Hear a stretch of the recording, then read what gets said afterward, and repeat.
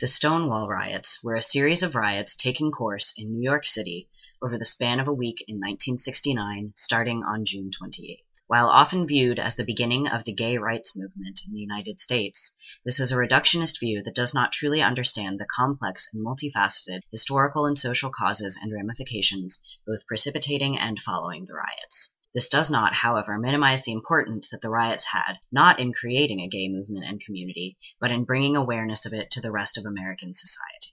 In 1969 and previously, police officers were known to regularly raid gay bars and hangouts. Most gay bars at the time were denied liquor licenses, and it was common for cops to make raids in order to check liquor licenses and inspect patrons' identity cards in an attempt to ensure that there were no minors there. A gesture that instead had a tendency to end in public humiliation and arrest of those who were not wearing at least 3 articles of gender-appropriate clothing, as was the law at those times. Other groups targeted more frequently by the police at Stonewall and other gay bars were people of color and poor people. The Stonewall Inn, like many gay bars at the time, was owned and run by the Mafia.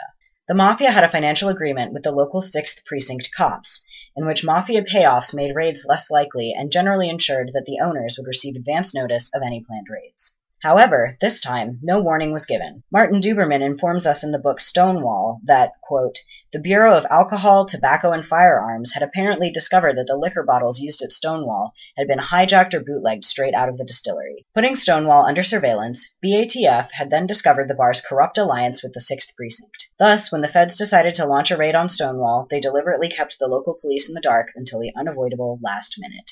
End quote. Another theory is that the police were deciding to flex a little muscle before demanding for a larger payoff, or that the new commanding officer at the precinct was not a fan of payoffs at all. These combinations of factors led to a sudden raid on the Stonewall Inn in the early hours of Saturday, June 28th, that did not give patrons enough time to get presentable for the cops. Once inside, the cops began arresting people. In her talk for the Latino Gay Men's Association, New York, at the Lesbian and Gay Community Services Center in New York City of June of 2001, transgender activist Sylvia Rivera notes that they separated the patrons to be arrested into 3 groups, quote, slur redacted over here, and freaks over there, referring to my side of the community, end quote.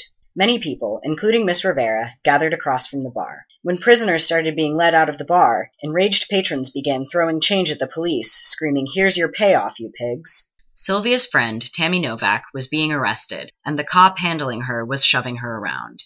She asked him to stop, and when he didn't, she began to swing at him. At about the same time, an unidentified butch lesbian was also being treated poorly by the police. Some reports have her getting out of the paddy wagon and rocking it, while others report she was being beaten by police and cried out, "Why aren't you helping me?" to the crowd, who began throwing coins at the police. Then the crowd started throwing things like bottles, cans, and bricks. The police were forced to hole up with the remaining prisoners inside the bar, capturing and beating 2 men on the way, one of whom was an effeminate young gay man, and the other of whom was heterosexual singer Dave Van Ronk, who had been in the vicinity by accident. The cops left the bar and came back with reinforcements. After a good amount of fighting, they were able to clear the streets for the night, but fighting continued in the village off and on over the next week, despite the pleas to the rioters by the Mattachine Society, a gay organization with a slightly more conservative and assimilationist attitude at the time, to stop fighting with the police. News reporter Dick Leitch wrote, quote, the next day, the Stonewall management sent in a crew to repair the premises and found that the cops had taken all of the money from the cigarette machine, the jukebox, the cash register, and the safe, and had even stolen the waiters' tips, end quote. This raised the Mafia's tolerance for continuing violence quite a bit, explaining why there was little Mafia pressure to stop the riots. The main result of this violent event was a more widespread awareness of the existence of LGBTQ people and the oppression they face on the part of cisgender and heterosexual people, and more of a push within the LGBTQ community to organize even more than before. The Encyclopedia of Lesbian, Gay, Bisexual, and Transgender History in America, Volume 3, states, quote, implicit in this very powerful symbol is the idea that Stonewall was a spontaneous event that suddenly transformed gay consciousness as well as the positions of homosexuals in society. However, this reading of the riots obscures the history that came before and after. For while the first night of the riots may have been spontaneous, the activism it triggered did not happen in a vacuum. Contrary to the Stonewall myth, New York City, Chicago, San Francisco, and other large U.S. cities had highly organized and extensive lesbian and gay subcultures dating back to the late 19th century. Early gay liberationists did not invent a community wholesale, but drew on the resources of an existing one that they, in turn, politicized on a mass scale." End quote.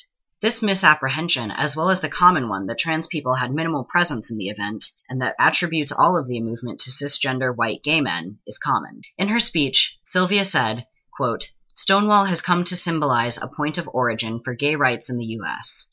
But not only were these riots not the first moment of queer resistance, framing them as a gay uprising eludes the fact that the riots were as much about poverty, racism, and gender as they were about sexuality." In analyzing the events of the Stonewall riots, one can easily make connections between the Stonewall riots and the concepts of many famous social thinkers. For example, parallels can be made between the events and between Frantz Fanon's ideas in his work, The Wretched of the Earth. Scholars of Stonewall and of LGBTQ American history have emphasized the inevitability of violence in this context. In Michael Bronski's A Queer History of the United States, the author explains that, quote, "Coming out was a radical public act that would impact every aspect of a person's life. Gay liberation argued that safety and liberation were found only by living in, challenging, and changing the public sphere. Physical resistance was the logical course of action in this context." In the book Stonewall, Duberman discussed the increased militarism of political action in general at the time, with organizations such as the Black Panthers utilizing violence and protests of all kinds turning to violence. He states,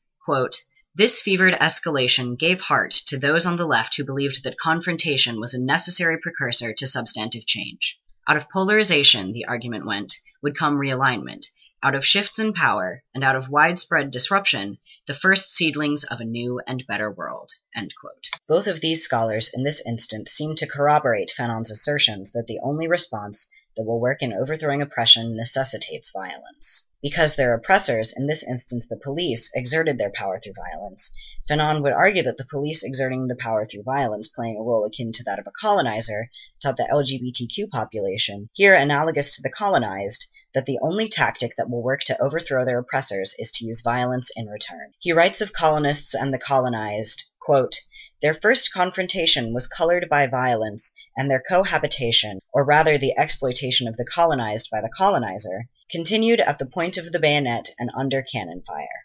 He later explains that the violence in this initial conflict is what informs the colonized that only violence will work to free themselves. Extending all of his philosophies on colonialism to this situation would be unwise, since LGBTQ people in America did not originally have specific land of their own that was taken from them, and because Fanon's idea of the oppressed wishing to take the role of the oppressors, while certainly true in the minds of some, is not the full reality of the LGBTQ experience, and is also an idea that homophobes and transphobes regularly use as a justification for denying LGBTQ citizens basic rights. But while the entirety of his analytical framework does not encompass the full causes and ramifications of the riots, the instance of the oppressed learning violence from oppressors has much credence here. One can also see parallels to his theories on the colonized elite, who try to reason their countrymen out of rising up violently. Both before, during, and after the riots, some sectors of the LGB population, usually white, cisgender, and middle class, look down on the true story of Stonewall for not falling in line with the levels of presentability they believe the gay community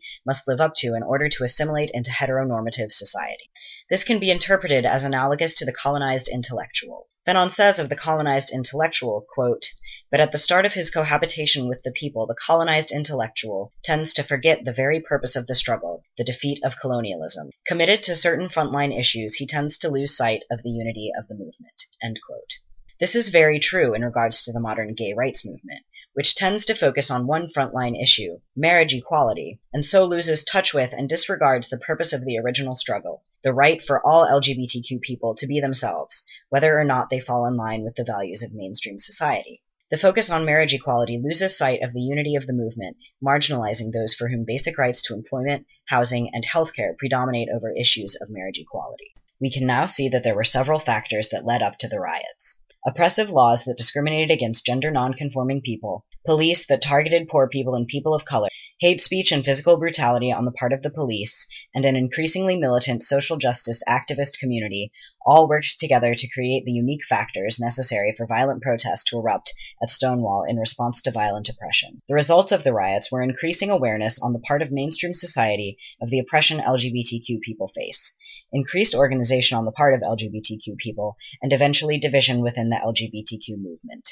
Regardless, the fact remains the Stonewall riots were a major stepping stone on the way to a cohesive LGBTQ movement and the fight for LGBTQ rights. Hey, hey, ho, ho, homophobia has got to go!